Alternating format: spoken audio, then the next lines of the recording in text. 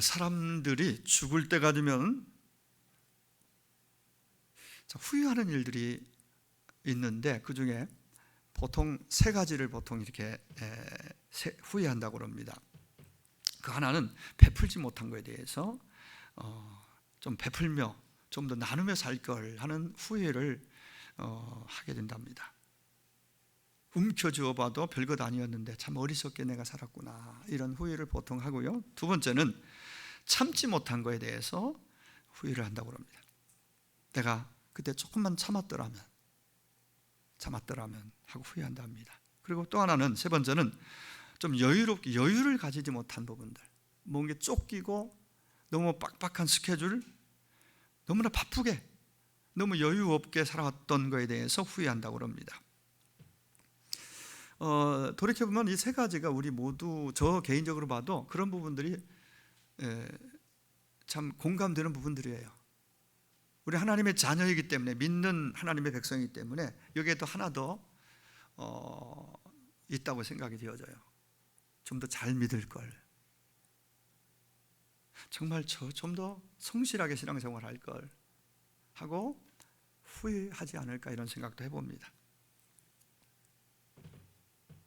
오늘 예배를 통해서 우리가 결코 그런 일이 없을 수는 없지만은 좀 많이 줄일 수 있고 가능하면 하지 않을 수 있도록 우리 자신들 한번 돌아보고 점검하는, 그리고 방비하는 그런 시간이 되었으면 하는 마음을 갖게 됩니다.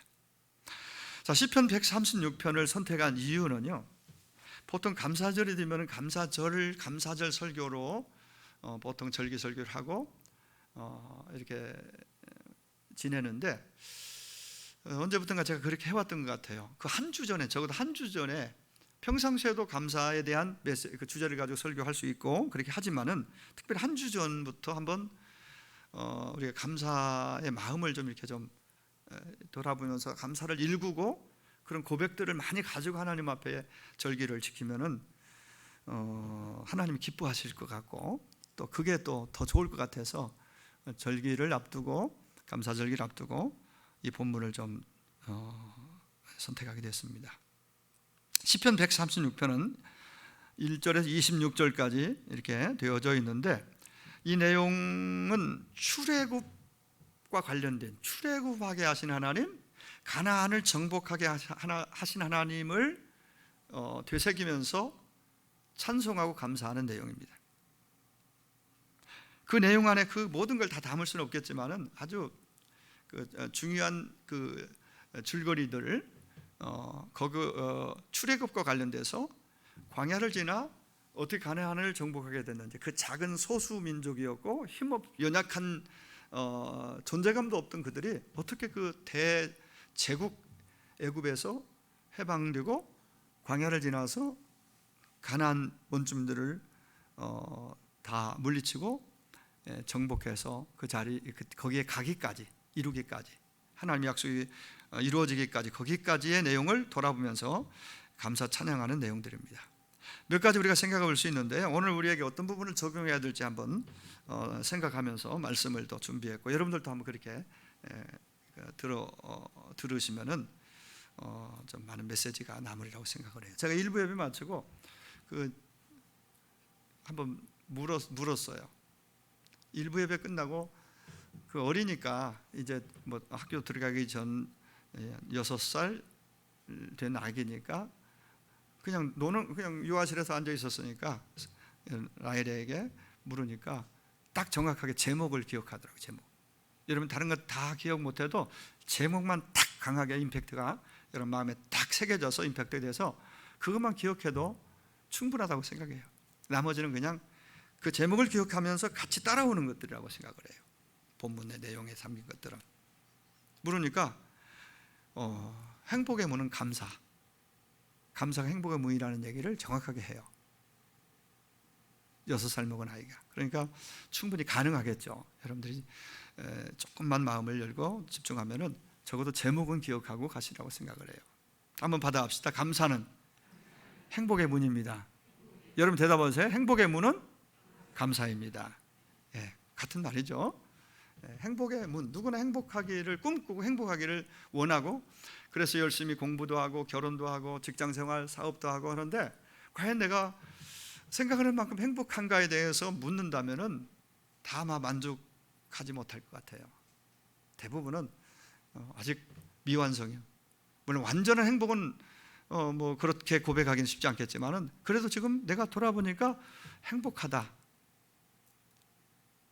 행복의 이유, 이래서 행복하다, 이래도 행복하다. 그 행복을 이렇게 적어도 행복이라는 얘기를 긍정적으로 해석하고 자기 적용할 수 있으면 좋겠는데, 그런 것도 쉽지 않은 것 같아요. 그러나 오늘 말씀을 통해서 여러분들이 한 가지 메시지만 붙잡고 가셔도 이 행복이 더 가까이 여러분 안에 들어오리라고 저는 확신합니다. 자, 그럼 오늘 가장 먼저 생각하는 건, 시편 기자가 말하고 싶은 것은 감사의 대상에 대한 얘기예요.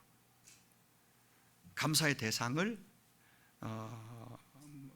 뭐 여러 가지 환경과 뭐 주변의 부모님이라든가 친구라든가 부부 서로 간에, 또 자녀들, 또 친구들 등등 여러 대상을 우리가 생각해 볼 수 있겠지만, 가장 먼저 오늘 본문이 보여주는 감사의 대상은 당연히 하나님입니다. 하나님이 어떤 분이신가? 1절에 여호와께 감사하라. 마지막 절에 하늘의 하나님께 감사하라. 하나님께, 여호와께 감사하라. 그러면서 계속 반복되는 그 문구가 뭐예요? 뭐뭐 하는 이에게 감사하라. 뭐뭐 하는 이에게 감사하라. 계속 매 절마다 그렇게 나오지 않아요? 뭐뭐 하는 이가 누구냐? 누군데 그분께 감사하라고 하느냐? 여러분 답을 알고 계시죠? 우리가 믿는 하나님, 그분께 감사하라. 왜냐하면 그분께 감사할 수 있을 때, 그분과의 관계 안에서 감사가 정상적일 때, 인간관계, 환경과의 관계, 모든 관계 속에서 감사함으로 마음의 여유도, 평안도, 행복도 사실은 내 안에 오는 거예요. 들어오는 거죠. 누릴 수 있는 복이 되는 거죠. 시편의 주제는 오늘 136편을 비롯해서 시편의 주제는 당연히 뭐냐? 하나님인데, 하나님이 어떤 분이신가? 특별히 시편에서 시편 기자가 경험한 하나님, 깨달은 하나님, 만난 하나님이 어떤 분이신가를 여러 가지 각도로 조명하고, 또 그들이 경험한 하나님을 고백합니다. 그러면 우리는 이거 시편을 보면서, 성경을 보면서, 그 하나님이 나의 하나님이 되시잖아요. 나는 그냥 피상적으로, 아니 몰랐던 하나님, 그의 고백을 통해서 나에게도 이런 하나님이셨네, 나에게도 여호와 이레의 하나님이었고, 그 상황에서 거기서도 함께 하셨던 여호와 삼마의 하나님이었고, 에베네셀의 하나님이 나의 하나님이었구나. 니시의 하나님, 그 나의 하나님이었구나. 이레의 하나님, 그분이 나의 하나님이었구나. 나도 그랬지. 대입이 가능하고, 또 그 하나님에 대해서 제대로 알 때에 나에게 얼마나 큰 힘과 용기가, 은혜가 되는지 모릅니다. 그래서 성경을 자꾸 듣고 배우면요, 하나님에 대해서 더 깊이 알아가게 되고, 하나님을 안 만큼 내 삶은 그분이 주시는 그 평안과 자유함과 행복도 내 안에 깃들고 누릴 수 있는 복이 된다. 모르면은 모르는 만큼 세상에 속고, 자기에게 속고, 사단에게 속고, 그래서 후회도 더 많게 되겠죠. 속았으니까. 자, 하나님은 어떤 분이신가? 그리고 그분에 대해서 우리는 어떻게 그분에 대해서 반응하며 살아야 될 것인가? 그분이 그런 하나님이라면 내가 어떻게 그분을 믿는다면 어떻게 반응해야 되느냐? 그분의 말씀에 대해서, 인도하심에 대해서, 이런 부분들이 우리가 이제 깊이 묵상해야 될 부분입니다. 하나님이 누구신가를 제대로 알면 알수록 우리의 반응은 당연히 감사하여 찬양이 되어야 합니다. 아니, 그렇게 나오는 거예요, 자연스럽게. 모르면 모를수록, 하나님 모르는 만큼 나는, 내 입에는 밝은 소리보다는 어두움의 소리, 기쁨의 소리보다는 슬픔의 소리, 감사의 소리보다는 원망의 소리가 더 쉽게 나올 수밖에 없습니다.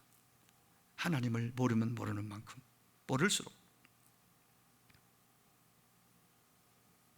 오늘 본문에 반복되는 문구 가운데 하나가 인자하심입니다. 인자하심이 영원하다. 그 인자하심, 계속해서 매 절마다 감사하라. 그 인자하심이 영원하다. 인자하심, 두 가지가 계속 이렇게 반복되어지죠. 26번 매절마다 나오니까. 인자라는 단어는요, 히브리어로 헤세드라는 단어인데, 헤세드라는 말인데, 이 헤세드가 구약에 230번 이상 나오는 걸로 이렇게 분석해 보면은, 학자들이 이렇게 써놓은 걸 보면은 뭐 230번 이상 나온. 그래서 헤세드라는 단어는 구약을 관통하는 하나님의 성품을 우리에게 말해줍니다. 물론 신약에도 이 헤세드는 동일하게 하나님의 이 성품은 독생자를 통해, 이 땅에서 예수님을 통해서, 그리고 우리와 함께 하시는 성령님을 통해서 끊임없이 하나님의 헤세드는 흐르고 있고 우리에게 임하고 있다. 그럼 헤세드가 뭐냐? 우리 말로 좀 더 설명을 드리면 긍휼, 하나님의 긍휼하심, 친절, 하나님 우리 후대하신다 할 때 그런 하나님의 성품 후대하시는 것, 자비, 은총, 은혜, 이런 것들이 다 사랑, 이게 헤세드에 속해, 헤세드라는 말 속에 하나님의 인자라는 헤세드라는 말 속에 담겨진 내용 단어들이. 그러니까 이런 하나님을 우리가 믿고 있고 그 하나님이 나와 함께하고 계시기 때문에 당연히 감사해야 된다, 마땅히 감사해야 된다, 이 얘기입니다. 감사할 이유가 바로, 가장 큰 이유는 바로 이겁니다. 나를 대하시는 하나님의 방식이 헤세드입니다. 사랑입니다. 긍휼입니다. 친절입니다. 선대하십니다. 우리들을 이렇게 부족하고 허물이 많고 자주 넘어지고 연약한 나를 대하시는 하나님의 성품이 이러다. 그런데 사도 바울은 로마서에서 1장에서 세상에 하나님을 떠난 후로 타락한 인간들, 문화의 특징, 인간의 특징을 이렇게 말합니다. 하나님을 알되 하나님을 영화롭게도 아니하며 감사하지도 아니하며, 세상 하나님을 떠나 사는 사람들의 특징이에요. 그들이 만드는 문화의 특징, 하나님에서 멀어지게 하고 하나님을 부정하게 만들고 감사치도 아니하고 그 생각에 허망하여져서 또 미련한 마음이 어두워졌다라고 얘기합니다. 로마서 1장 21절에 그렇게 진단하고 있습니다. 하늘과 땅 만물을 보면은 하나님이 계시다는 것을 사실은 다 나타내 보여줬는데 어두워져서 그걸 보지 못하는 겁니다. 그 하나님을 부인하고 부정하게 돼. 세상 문화는, 그들이 만들어낸 문화는 하나님을 못 보게 만들고 멀어지게 만들고 눈을 가려버린단 말이에요. 세상의 문화는 그렇게 갑니다. 그래서 그걸 바꿔야 돼요. 뭘 봐도 하나님이 계시다, 하나님은 살아계시다, 하나님 좋으신 분이다 라는 것을 느끼고 볼 수 있도록 우리 믿는 기독교인들이, 우리 하나님의 자녀들이 그런 문화로 바꿔나가야 된다, 이 말이에요. 노래 하나를 불러도, 아주 노래 가사를 하나 지어도 세상 사람들이 부르면서 정말 하나님을 느낄 수 있도록, 이 가시나무라는 노래는 사실 복음송에 가까운 것 같아요.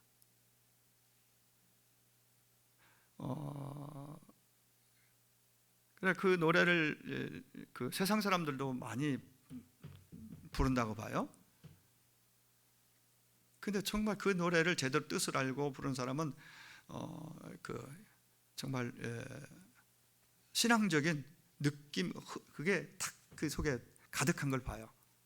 들으면서 이제 기독교에 믿는 우리 입장에서 그렇게 보면, 들으면은, 근데 가사 하나하나가 그런 것들이, 사랑은 언제나 오래 참고, 이런 찬양들도 우리 성경에 있는 것이 우리가 많이 부르지만은 세상 사람들이 부를 수 있는 아주 좋은 그러한 곡이잖아요.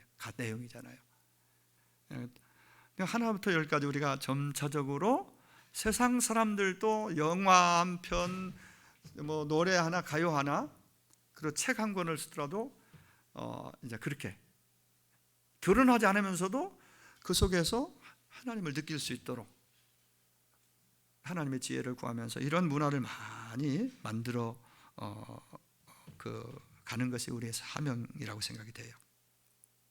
처음부터 하나님하고 기독교의 색채가 너무 드러나면은 저들은 아예 보지도 않고 접근이 하지 않으니까 그렇게 하지 않으면서도 뭔가 스며들도록 느끼도록 그렇게. 자, 죄성을 가진 인간은 의도적으로 하나님을 부정하려 듭니다. 고의적인 하나님께 대해 반항심이 있어요. 이게 악함이죠. 악함.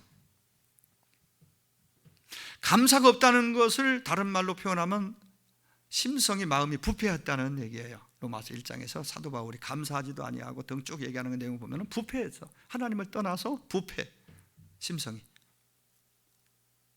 하나님의 존재와 행하신 일들을 부정하니 감사가 나올 수가 없다 이 말이에요. 하나님의 존재, 하나님의 권위를 제거하는 순간 그 자리에 결국은 자기가 들어가는 겁니다. 아니면 사탄이 아주 딱 우상이 그 자리를 차지해버립니다. 자기 자신이 그 자리를 딱 차지. 나는 나다. 내 인생은 내 거고 누구도 타치하지 말아라. 대신 자기가 그 자리를 차지. 그럴 때 나타나는 현상은요, 원망, 불평이 끊이지 않는다는 거예요. 분노가 계속 일어난다는 거예요. 왜? 자기가 왕이고 자기가 주인인데 자기 마음대로 돼야 되는데 그게 됩니까? 안 되잖아요. 그게 화가 나는 거예요. 무언가에 대해 분노가 막 일어나는 거예요. 원망, 불평이 막 나오는 거예요. 사도 바울은 디모데전서 3장에서 말세에 이런 일들이 더 굉장히 빈번하게 많이 일어날 것을 예측했습니다. 어떻게 해요? 사람들이 자기를 사랑하며 말세의 증상들, 징조들 가운데서 자기를 사랑하며 돈을 사랑하며 자기 자랑, 교만, 비방, 부모 거역 거기 등장합니다. 감사하지 아니하며 그랬습니다. 거룩하지 아니하며 이게 말세에 사람들에게서 나오는 증상들이에요. 말세가 되면 이게 더 아주 빈번하게 이런 일들이 더 많이 있다는 것을 거기서 예고하고 있습니다. 핵심적인 말씀이 뭐냐면 자기를 사랑하며 자기를 막 자기가 그 자리에 자기가 주인 되어서 자기 사랑 나라는 존재가 왕이고 주인이 되어 있으면요 감사는 거의 나올 수가 없어요. 진정한 감사가 안 나와요. 거기서 왜? 만족이 없으니까. 내가 주인이 되어 있으면 나를 만족시킬 수 있는 것은 세상에 없습니다. 세상으로 뭘 갖다 채워도 거기에 진정한 만족이 올 수 없다. 자, 세상 문화가 가장 중요하게 여기는 것이 바로 나라는 존재예요. 너는 네 거야. 아까 얘기했죠? 네가 중심이야.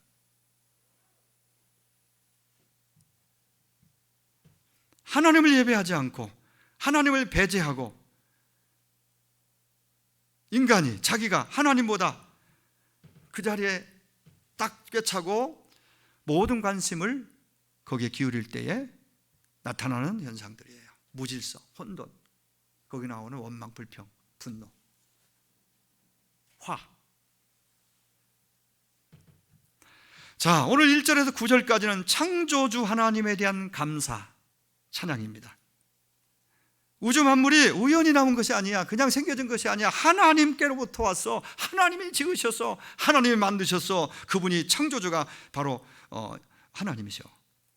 모든 존재의 근원, 인간, 우리 실제 우리를 비롯해서 모든 만물의 근원은 존재의 뿌리는 하나님이시다. 스스로 존재할 수 있는 건 아무것도 없다. 그러므로 진정한 감사는 창조주 하나님에 대한 마땅한 정상적인 반응, 감사가. 근데 그렇게 감사합니까? 하나님 앞에 그냥 살기 바쁘고 위로 하나님 바라보는 것은 필요한 때만 하는 그런 연약한 우리의 모습은 혹시 아닌지요?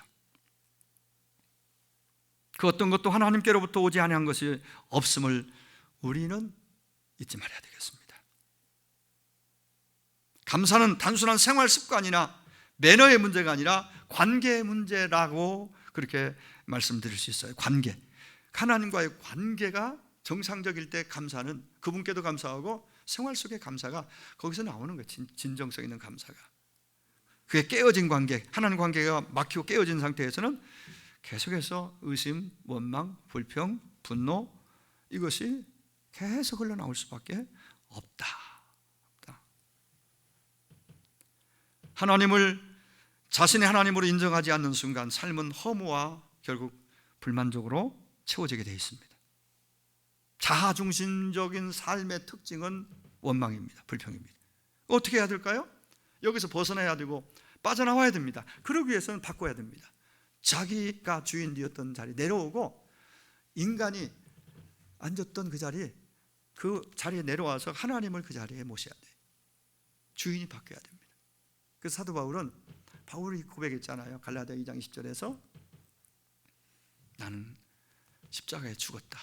그리고 이제는 그분이 내 안에서 주인이 되어 계신다. 내가 지금 사는 것은, 몸을 가지고 사는 것은 믿음으로 살아야 될, 나는 죽고 그분으로 살아야 된다. 내가 사는 날 동안 믿음으로 그래 살아야 된다. 그분이 주인이니까 그분이 이끄시는 살아야 된다.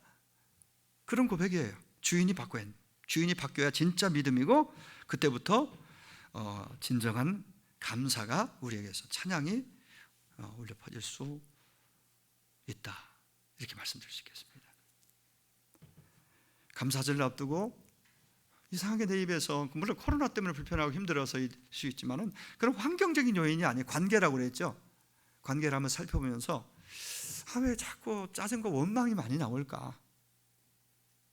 전에도 힘들었죠. 근데 은혜 충만할 때는 하나님 관계가 정상적이고 바를 때는요, 그런데도 불구하고 거기서 막 기쁘고 감사하고 찬송하면서 주님을 더, 이런 그런 사람들이 어느 날부터 바뀌었다면은 코로나 탓일 수도 있지만은 그보다 더 근본적인 차원에서 하나님과 관계 문제가 있다라는 것을 좀 깨닫고, 내가 정말 그분을 나의 인생의 주인으로, 내 마음의 주인으로 인정하고 모시고 그분을 따르는 정상적인 신앙생활을 하고 있는지, 아니면 육신의 정욕과 안목의 정욕의 눈을 가리고 내 마음을, 내 삶을, 그래서 그렇게 그런 모습으로 자아중심적으로 그렇게 세상을 따르는 상태에 빠져 있지는 않는지 한번 돌아보면 좋겠습니다. 세상의 모든 문화는 결국 너의 행복을 위해서는 네가 원하는 걸 해봐. 네 마음대로 하는 것이 네 행복이야. 네 거잖아. 너는 행복하기 위해서는 이것도 가져야 돼. 이것도 해봐야 돼. 자꾸 세상은 우리에게 계속 그렇게 선택해 나가도록 세상 문화가 우리에게 이렇게 비춰줍니다. 그러나 이런 것들은 끝이 없습니다. 만족이 없습니다. 오히려 더 허무하게 만드는 것들이죠. 진정한 행복을 원한다면 좀 내려와서, 자아중심적 삶에서 내려와서 하나님 중심으로 바꿔줘야 됩니다. 그렇게 하는 작업은 누가 대신해 줄 수가 없어요. 특별 기도회를 통해서 기도도 하고 자꾸 자신을 살피고 돌아오면서, 하나님, 내가 높아졌네요. 내 인생이 내 것인 양 내가 그렇게 착각했네요. 내려오고 그분을 그 자리에 모셔야 돼요. 시선을 나의 만족, 내가 잘 되는 것에서 하나님께로 옮겨야 됩니다. 잘 된다는 의미가 내가 원하는 대로 돼야 잘 되는 걸로 우리는 그 생각해요. 그게 형통이라고 생각하잖아요. 아니에요. 하나님이 내 인생 가운데 원하시는 일, 하나님이 기뻐하시는 대로, 이게 진짜 복이에요. 오늘 본문 1절에 여호와께 감사하라. 하나님을 인정해야 됩니다. 그 하나님이 내 인생 가운데 그분의 위치가 어딘지. 비록 지금의 삶이 내가 원하지 않는 상황으로 몰려가고 있다 할지라도 하나님은 여전히 나를 지으신, 나를 구원하신 하나님이심을 고백하고 그 약속이, 그 언약이 내 가운데 흐르고 나는 그 언약 안에 있다는 것을 기억하면서 고백하고 감사하면서 하루하루 나아갈 수 있게 되기를 원합니다. 이 시간 여러분 인생의 초점을, 시선을 하나님께로 좀 향할 수 있게 되기를 축복합니다. 하나님을 기쁘시게 하는 삶의 초점을 맞출 때에 나는 내려와서 그분의 주됨을 인정하고, 주 되심을 인정하고 내려와서 그분의 초점을, 시선을 맞출 때에 우리는 훨씬 더 자유롭고 상황 환경과 상관없이, 지금 형편과 상관없이 행복을 가지고 살 수가 있습니다. 또 하나 오늘 본문에 보여주는 가장 중요한 메시지가 있습니다. 하나님께 감사할 때 하나님의 행하신 일들에 대해서는 감사 내용이 쭉 나와요. 4절에 보니까 홀로 큰 기이한 일들을 행하신 이에게 감사하라. 그 인자하심이 영원합니다. 그 외에도 이스라엘을 향해 행하신, 오늘 우리를 향해 하나님이 행하신 일들을 우리가 잊어버려서 그렇지 그동안에 있었던 많은 하나님 우리 가운데 행하신 일들을 한번 돌아보고 기억하고 감사하라고 요청합니다. 애굽의 장자를 치신 이에게 감사하라. 고통에서 구출해내시고 불가능을 가능케 하신 그 하나님께 감사하라. 홍해를 건넌 일을 잊지 말고 감사하라. 과거 하나님 행하신 일들이잖아요. 가나안 땅으로 인도하신 하나님을, 그 은혜를 기억하고 감사하라. 여러분, 이스라엘은 어느 민족도 경험해보지 아니한 특별한 은혜를 하나님으로부터 많이 그 기적들을 경험하며 살았잖아요. 정말 놀라운 너무너무 큰 은혜들을 그들은 하나님 그들에게 허락해 주셨고, 그들은 그 은혜를 받고 누렸던 자들이에요. 하나님의 은혜 없이는 어떻게 삽니까? 그때 이스라엘이 그랬던 것처럼 오늘 우리도 마찬가지죠. 하나님의 은혜가 아니면 설명할 수 없는 일들이 우리 주변에, 우리 인생 가운데 많이 일어납니다. 우리도 알지 못하는 가운데 스쳐 지나간 그 많은 위험한 일들이 얼마나 많이 있었겠습니까? 우리는 뉴스를 통해서 확인해 보지 않아도요,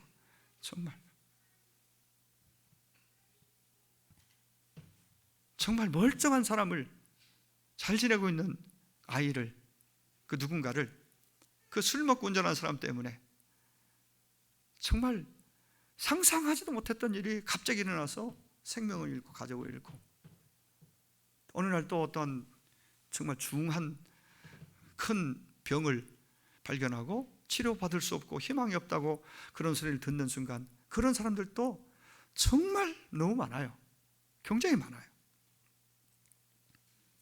내가 알지 못하는 가운데 하나님의 은혜로 그 모든 것들을 잘 지내고 오늘 여기까지 왔다는 거, 그냥 우연으로 넘겨버리고 그냥 당연한 것으로 여기고 지난다면 감사할 거리들이 별로 없어요. 그러면 다 당연한 것으로 보면 지금까지 살아온 것이, 예수 믿고 살게 된 것이 가장 큰 은혜인 줄로 믿습니다. 세상 얼마나 죄의 물결이 거셉니까? 살벌합니까? 죄의 힘이 얼마나 강렬합니까? 사탄이 얼마나 무섭게 삼킬 자를 찾고 있다고 그랬잖아요. 우리의 영혼과 육체가 위협을 당하는 세상 가운데서 우리가 아직 지금 이만큼 이 정도 건재하다는 것은 그 또한 기적 같은 일이고 하나님의 은혜인 것입니다. 저녁에 잠자리에 눕고 아침에 일어날 수 있는 것, 숨을 쉬고 있는 것, 저는 전혀 자기 일은 모르잖아요. 느끼지 못하는 아침에 무호흡증이 지금 있는 것 같다는 얘기를 해서 깜짝 놀랐어요. 내가 자다가 잠깐 쉬어보니까 10초 정도를 숨을 안 쉬더래요. 본인은 저는 몰랐죠. 그래서 병원에 가야 되나? 10초니까 그렇지 한 1분 안 쉬면 그냥 꼬까닥 갈 수 있잖아요. 1분간 안 쉬면 어떻게 되겠어요? 그래서 잠잘 때 일어난 일은 더더군다나 전혀 몰라 얘기 안 해주면은 어떤 사인일 수도 있고요, 어떤 증상들이. 어쨌든 은혜로 살고 은혜가 아니면 우리가 어찌 참 위험이 많고 죄악의 물결이 거센 세상에서 우리가 믿음을 지키면서 제대로 살 수 있겠는가? 여러분 병원에 한번 최근에 가신 적이 언제입니까? 병원에 가보시면은 정말 이번 단일 기도의 간증자들 나오는 분들 중에서도 그 가족이나 그 사랑의 헌금 그 수금소에 나오는 이렇게 다큐멘터리로 보내주는 거 있잖아요. 눈물겹고 정말 어떻게 저런 일들이 저런 병도 있나 싶을 정도로 그게 한둘이 아니에요. 희귀병으로 고통받는 사람들. 그런 가운데서도 살아내려고, 그런 가운데서도 감사거리를 찾아 고백하면서 견디고 하늘의 소망으로 오늘 살아내는 모습 보세요. 우리는 이렇게 정말 움직일 수 있고 먹을 수 있고 마실 수 있고 호흡할 수 있고 자유롭게 와서 예배 드릴 수 있는 이 모든 너무너무 참 좋은 환경들, 그 모든 여건들 정말 얼마나 감사할 거리들인데도 잊고 살 때가 많이 있다고 생각이 돼요. 여러분 억만장자라도 꺼져가는 그 생명을 때로는 연장도 하지만은 더 이상 손댈 수 없을 때 있어요. 얼마 전에 소천한 그 삼성 우리나라 제1등 부자 삼성의 이건희 회장 여러분 다 보셨잖아요. 수년 동안을 6, 7년 동안을 병상에서 거의 식물인간처럼 어떻게 지냈는지는 뭐 자세히 보도가 안 나는지 알 수 없지만은 그 삶이 사는 게 아니잖아요. 그리고 마지막 그리 갈 수밖에 없어요. 돈이 아무리 많아도요 생명 지켜내지 못합니다. 때 되면 가야 돼요. 그게 우리 인생이에요. 한계예요. 우리 한계. 다 놓고 갈 수밖에 없는 존재입니다. 그런 면에서 우리가 지금 내가 호흡하고 살아있다는 것, 특별히 내가 구원받고 산다는 것, 언제 내가 세상을 떠나도 천국에 충분히 갈 확신이 있다는 것, 소망이 있다는 것, 크게 감사할 일인 줄 믿습니다. 체스터 턴이라는 분은요 이렇게 고백합니다. 당신의 마지막 생각이 모든 감사가 되도록 하라. 마지막 생각이 감사가 되도록 하라. 당연한 것으로 받아들여야 할 것은 세상에 하나도 없다. 모든 것을 감사로 우리가 모든 것을 마지막은 감사로. 시편 136편의 감사는 이렇게 이미 행하신 하나님이 내 인생 가운데 우리 가운데 행하신 이 땅 가운데 행하신 일들을 잊지 않고 감사하라는 감사의 부름입니다. 문제는 뭐예요? 감사하지 못하는 이유는 망각 때문이에요. 부모님께 불효자가 되는 것은 낳으시고 기르시고 유산 하나 못 물려줬어도 태어나서 그대로 놔두면 죽을 수밖에 없는 존재를 먹이시고 씻기시고 입히시고 어릴 때 그 한 해에서 10가지 다 부모의 손길로 그 생명이 존재할 수 있었던 거예요. 그것만으로도 자녀는 부모에게 감사해요. 다른 부모와 비교하고 환경을 비교하면서 그래서 감사가 아니라 그래서 원망하면 안 되고 그냥 부모라는 위치가 자녀 입장에서는 낳아주시고 길러주시고 살게 하셨잖아요. 손길로. 원망이 불평이 쏟아져내는 것은 나오는 것은 하나님을 향해서 하나님이 우리 가운데 행하신 일들을 망각하기 때문에 망각. 때로는 그 망각 증상이 은혜이기도 해요. 미워하는 누군가의 원수 관계 나를 힘들게 한 그런 것들을 완전히 잊을 수 있다면은 오늘이 자유롭겠죠. 잊지 못하고 두고 보자 하고 마음에 늘 생각나서 잠 못 자게 하고 늘 분노로 지낸다면은 그 자체가 얼마나 힘들겠어요. 사는 것이. 그런 것은 잊어버리는 것이 은혜고, 그런 하나님의 은혜, 부모님의 은혜, 또 주변 관계 속에서 받은 사랑은 잊지 않고 그래서 감사, 마음에서도 감사하고 만나도 감사하고 그리고 늘 감사를 감사가 메마르지 않도록 늘 감사하는 삶이 사실은 큰 게 아니고요. 여기서 행복이 나와요. 행복이 주어집니다. 그래서 오늘 제목처럼 행복의 문은 감사가 행복의 문이다. 이스라엘 백성들의 역사를 보면 우리의 모습을 거기서 비춰볼 수가 있어요. 얼마나 쉽게 잊어버리는지. 출애굽기 15장에 보면 그들은 홍해 기적을 체험하고 얼마 안 돼서 3일 정도 지났을 때에 목마르다고 그들 원망 불평하다가 참 큰일을 한번 낭패를 당하죠. 원망 불평. 전혀 도움이 안 됩니다. 염려가 우리의 인생 가운데 신앙생활 전혀 걱정도 안 되고 도움이 안 되듯이, 도움이 의미가 없듯이, 원망 불평해서 될 것이 아무것도 없어요. 내 마음만 더 복잡해지고 원망 불평은 행복만 더 깨트리는 것이고 누구를 줄어들게 만드는 것이죠. 하나님은 이전의 실패를 반복하지 않도록 하기 위해서 신명기 말씀을 주셨습니다. 그 내용을 다 보면 신명기의 주제가 결국은 기억하라, 리멤버예요. 잊지 말아라, 기억하라. 하나님의 은혜를 결코 잊지 말아라. 모세의 설교 속에 가장 강조되는 것이, 은혜 잊어버리면 이건 인간도 아니다. 하나님의 은혜를 잊어버리면, 잊어버리니까 헛된 거 바라보고 헛된 거 품고 그거 다 쓰러져 나가잖아요. 그래서 원망 불평하다가 은혜를 기억할 때에 우리는 정상적인 삶이 가능해져요. 은혜를 기억한다는 건 감사가 있다는 얘기예요. 은혜인데요.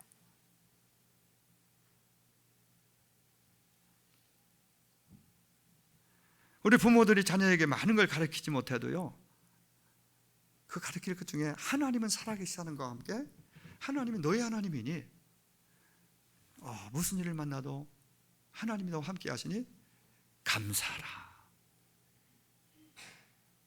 이 감사의 레슨, 이게 가장 큰 것 같아요.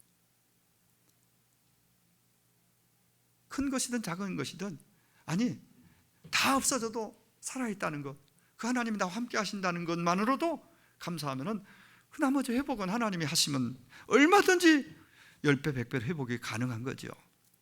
감사를 잃어버려서, 감사가 사라져서 가슴에 불평원망을 채워지면요, 있는 것도 다 날아가고 인생 자체가 메말라버립니다. 아무리 많은 것들을 배웠고 알았어도 감사를 모르면 배운 의미를 잃어버리게 됩니다. 사도 바울이 말한 것처럼 살전 5장 18절에 범사에 감사하라. 다 같이 범사에 감사하라. 이유가 뭘까요? 범사에 감사할 수 있으려면요, 이거 한 가지가 돼야 돼요. 하나님의 절대 주권. 지금 이런 일이 내 앞에 펼쳐지고 일어나고 있는데도 하나님의 주권은 없어진 거예요. 하나님의 절대 주권, 내 인생 가운데, 우리 가정 가운데, 이 민족 가운데 하나님의 주권은 지금도 유효하다. 절대 주권을 믿는다면은, 그래서 로마서 8장 28절 말씀처럼 하나님을 사랑하는 자고 그의 뜻대로 부르심을 입은 자들에게는 모든 것이 합력하여 선을 이룬다라는 말씀이 그래서 있는 거예요. 하나님의 절대 주권을 인정하고 믿는다면은 그런 일들이 우리 가운데 일어납니다. 반드시 그런 일들이 펼쳐질 것입니다. 하나님의 주권과 섭리를 믿는 것은 무엇을 의미하느냐? 이미 말씀드린 것처럼 우리 인생 가운데 일어나는 어떤 문제나 사건도 하나님의 거룩한 목적을 이루는 데 쓰여진다는 거예요. 하나님의 뜻을, 선하신 뜻을 이루는 데 쓰여진다는 것입니다. 하나님의 절대적인 주권과 섭리, 나를 향한 하나님의 선하신 목적과 계획을 믿는 성도라면 범사에 감사할 수 있고, 범사에 모든 일에 감사해야 되고, 감사할 때, 그럼에도 불구하고 감사할 때 내게 하나님 주신 평안과 행복이 채워진다. 행복을 다른 데서 찾지 말아라.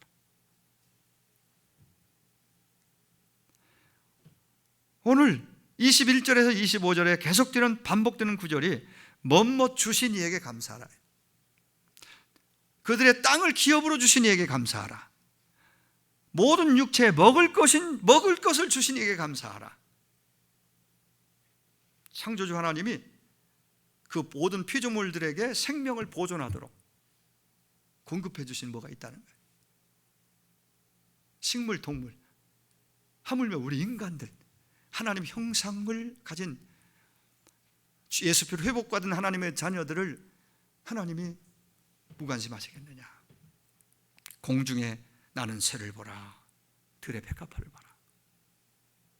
먹을 것 주시고 입힐 것을 입혀주시는 하나님을 제발 신뢰하여라, 신뢰하라, 우리에게 말씀하십니다.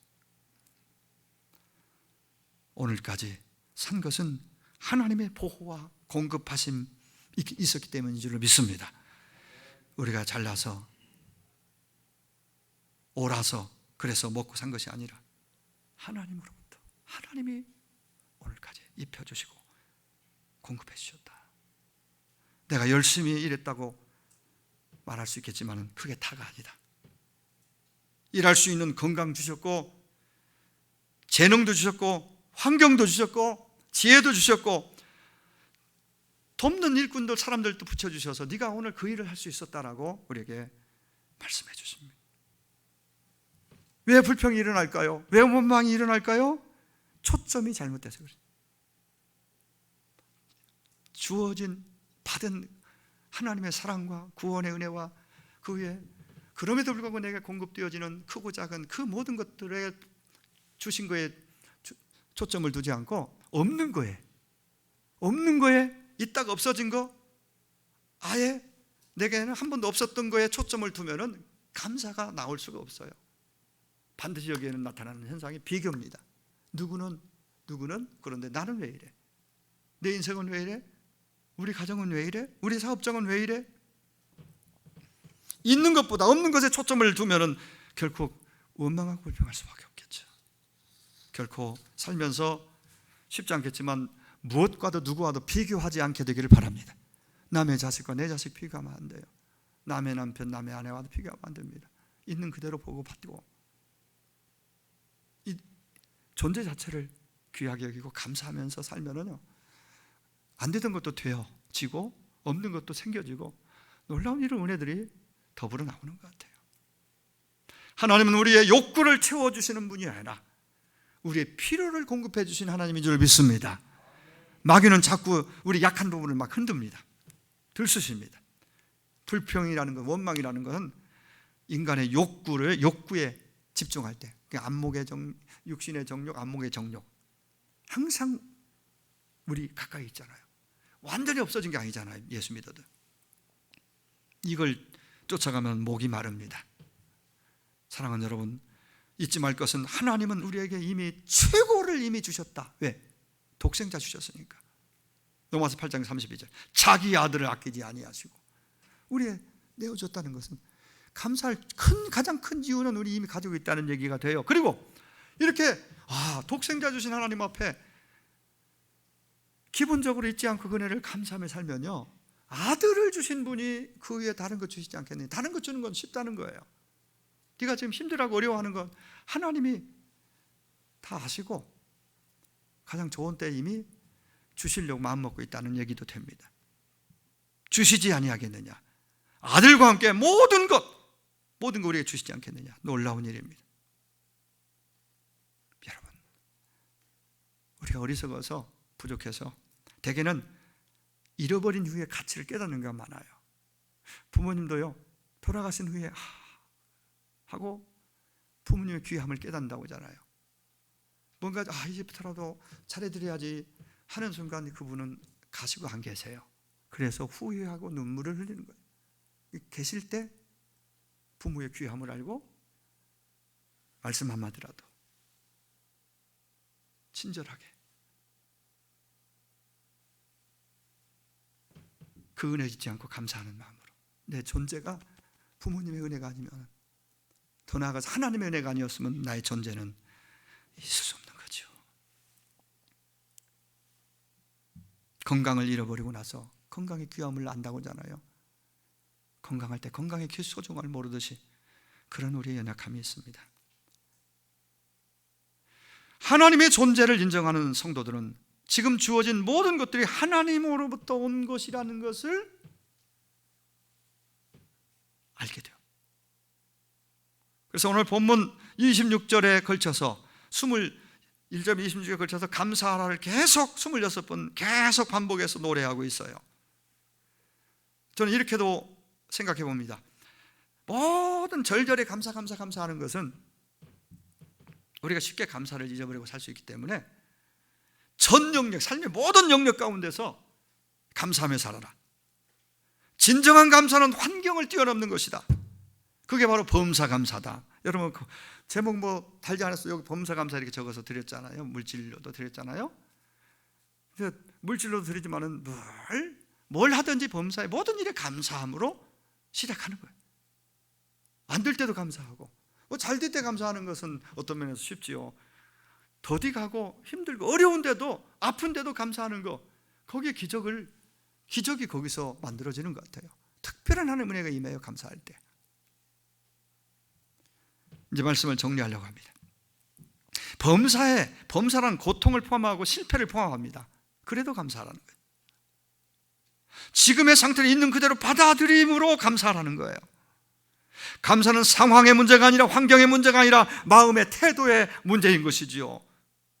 그 인자하심 때문에 감사하라. 영원하다. 아까 말씀드렸죠? 인자라는 단어는 헤세드라는 말인데 수백 번 나와요, 성경에. 그 정도 하나님의 성품을 하나님 어떤 분이신가 말할 때 인자라는 단어로 표현합니다. 인자하신 분, 그분의 긍휼, 신실하심이 내 안에, 나의 인생 가운데 흐르고 있다, 함께하고 있다. 그래서 감사하라. 여러분, 나의 힘과 능력으로, 나의 판단으로 여기까지 온 것이 아닙니다. 하나님이 붙들어 주셔서 그렇기 때문에 여기까지 왔다는 것을 깨닫는 것이 은혜요, 깨닫고 감사하는 것이 우리의 도리인 줄로 믿습니다. 사랑하는 여러분, 매절마다 왜 감사라고 붙여놨을까요?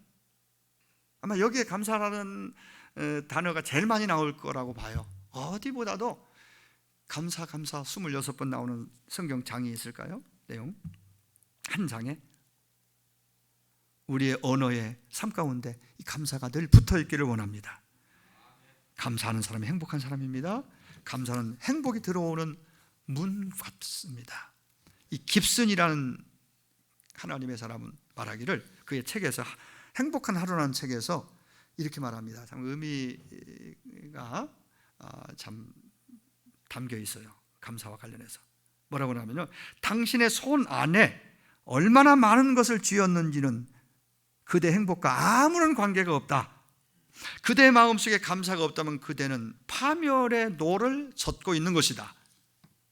다른 공부보다 먼저 감사할 줄 아는 방법부터 배우라. 감사의 기술을 배울 때 그대는 비로소 행복해진다. 뭐 좀 복잡한 문장 같지만은 이 감사가 얼마나 소중하고 중요한지, 감사를 모르는 인생은 행복하기 어렵다는 얘기를 하고 있는 거예요. 감사와 행복의 상관관계를 여기서 나타내주고 있다, 그렇게 저는 생각이 됩니다.